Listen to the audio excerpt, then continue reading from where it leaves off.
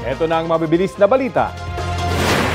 Patay ang isang lalaki matapos saksakin umano ng sariling ama sa barangay Tanzado sa Navotas.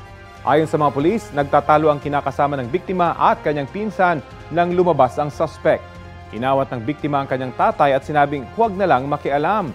Doon na naglabas ng kutsilyo ang suspect at sinaksak sa dibdib ang anak. Arestado na ang suspect na mahaharap sa reklamong parricide. Depensa niya, sinaway lang niya ang mga nag-aaway pero sinaway rin daw siya ng anak. Nauli na ng biktima ang 6 niyang anak. Arestado ang isang tricycle driver matapos umanong pagsamantalahan ang inaanak niyang 12 anyo sa Pasig. Suntok ang inabot ng suspect sa ina ng bata.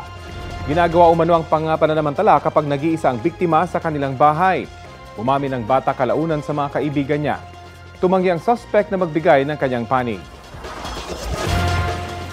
Arestado rin sa Urdaneta, Pangasinan ang isang wanted sa kasong acts of lasciviousness at rape.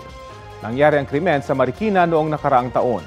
Nagtagura ang suspect sa Central Luzon hanggang sa lumipat sa Region 1. Walang pahayag ang akusado.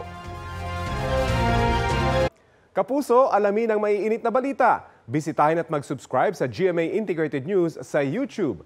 Sa mga kapuso abroad, samahan niyo kami sa GMA Pinoy TV at sa www.gmanews.tv.